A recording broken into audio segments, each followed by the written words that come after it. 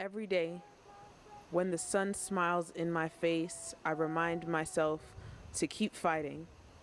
I've been rocked and pushed by the waves of this treacherous world, but I am prevailing above the skies that continue to descend and disperse a new plight for me to overcome. Crooked smiles and dried up tears, I am seeing brighter days creep over the horizons of the mountains I've climbed. I hold my head up high and raise my fists to the moon because I can't give up now. I've come too far to let go of what is making me the person I am meant to be. I know after this year, I will dream bigger, live larger, and carry heavier strength on my back. Because of your, tendency to get irritable easily, because of your hyperactivity, because of all of these things that are kind of happening to you, you can experience those feelings of depression and anxiety. And once I read that, I was like, wow, that makes so much sense. Because like I said, I never thought I had anxiety, but switching to fully online classes, which I've never been good at, and trying to make ends meet, trying to pay rent, trying to pay my utilities, put gas in the car, it's just everything was just stacking up, and I would just sometimes be in my room, like trying to do homework or whatever, and just be like paralyzed. I have all this stuff that I need to do, and thinking about like I've got to go to work in an hour, all this stuff I've got to do, and then I just couldn't make myself do it.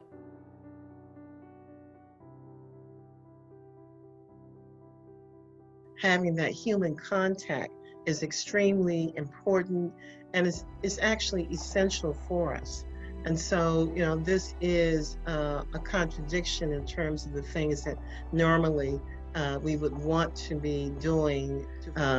Reaching out to help other people, that can be helpful as well, helpful to us. And so, feeling isolated, feeling lonely, sometimes we can just call on other people who we know probably also need to have um, some help, some support, hear a friendly voice, if you will, and just getting away from our own thoughts and worries and concerns can be very beneficial.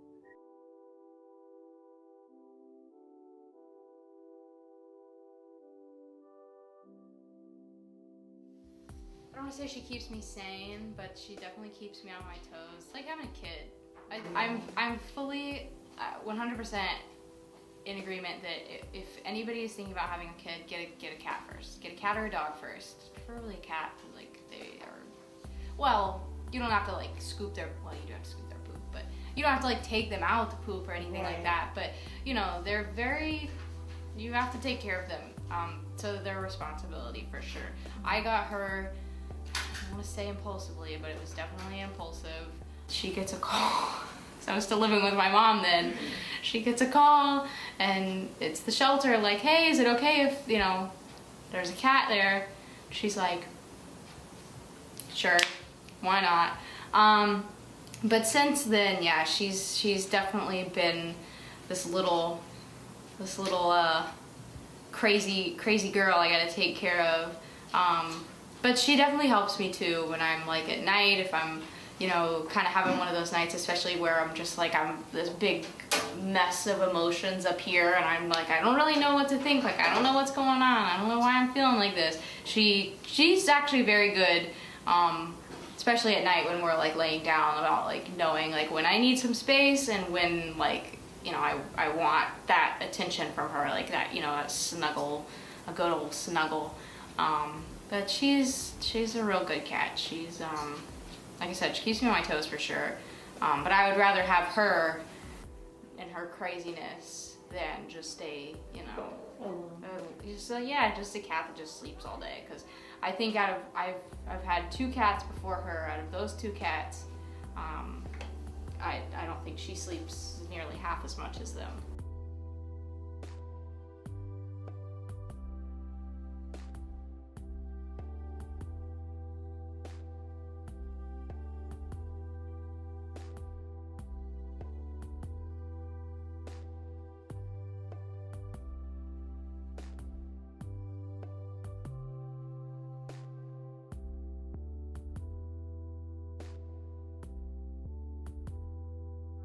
so because of COVID, and basically getting furloughed, I guess you could call it, you know, being out of a job and school, just like, you know, we were in school and then we weren't, and having to, you know, make that transition to online classes, never been good in online classes. So like all of those combined, just really like, it like hit me all at once, I guess. And I started thinking like, I'm trying to do these online classes and I'm trying to, you know, be at work and make money and stuff. And it's just like so hard for me. And I for the life of me, I couldn't figure out why. And it was like, I would get feelings of anxiety, but I never really thought I had like anxiety. Does that make sense? Mm-hmm. So my stepmom and I went and talked to my primary physician.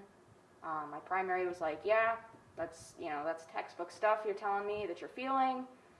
So she referred me to a therapist, like a psychologist type deal, who, you know, they do the 3-hour assessment and all this stuff.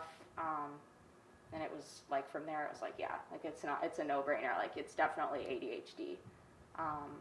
So, you know, since then, and since like being medicated, it's basically like waking up in the morning and like feeling like refreshed. Like not literally, but like it's like I feel like everything's so much clearer now.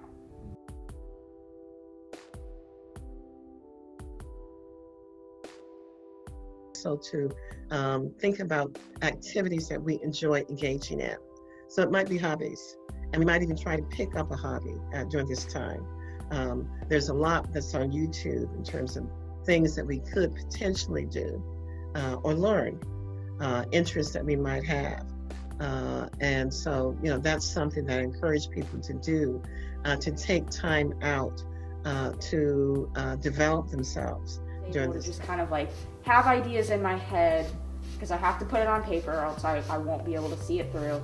Put the idea on paper, and then just casually when I'm out and about, go like stop in a Goodwill or, you know, stop in like a thrift store or something and look for what I need.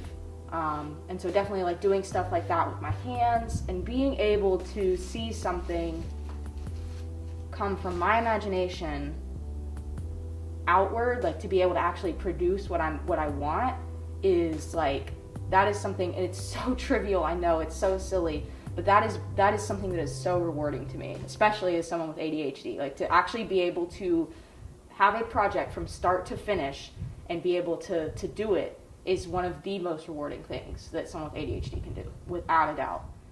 Which is why, you know, I make these masks that I have. I have one with sharks on it. So you made that one? Mm-hmm. Oh, that's cool. I buy the fabric at Joann's. Get the inside is like a medical lining, like you can buy it on like Amazon, I think. And just put it together, and I get comments on it at work, and you know, it's just little things like that, you know, help me interact with people, and it's a conversation starter. And so stuff like that with like the masks and like, you know, little bits and pieces on my clothes, like little stitches and stuff. People are like, oh, like I like that too, and boom, instant connection. So that's another reason I like doing that, because it's a good way to connect with people. That my stepmom mentioned to me when I first brought it up to her, of, you know, signs and tendencies that I've exhibited over the years is fixating. So I fixate on movies, TV shows, video games, and I will be stuck on one thing for months, years, whatever, any amount of time. But that's like all, you know, besides music, everything that I do is like I'm fixated on it. Right now it's Criminal Minds. It's been Criminal Minds for the last, like, I don't know, 4 months. Sometimes, a lot of times, there's stuff that I want to do, and I can't do it because I just can't, you know, I lose interest in it really easily. Or I just decide that it's not worth my time or not worth my efforts, even though it's something I could very feasibly do. And just for whatever reason, I just lose interest really quick. So to be able to sit and do something from start to finish is just like one of the best things ever.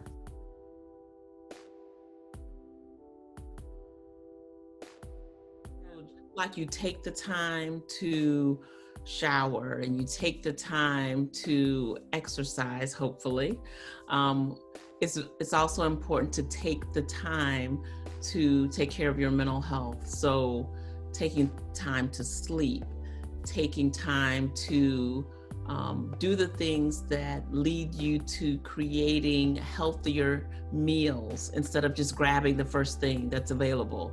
Safe social spacing implies that we understand that socializing is important and it's an important value for us, but we also want to recognize that we're in the middle of a pandemic and we need to respect that all of us are susceptible to getting this virus. So we have to put in place certain things to protect ourselves and protect other people.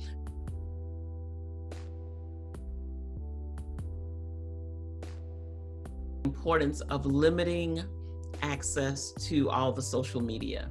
There's so much negativity that we're exposed to through social media, regardless of the platform that you're using, and also on the television.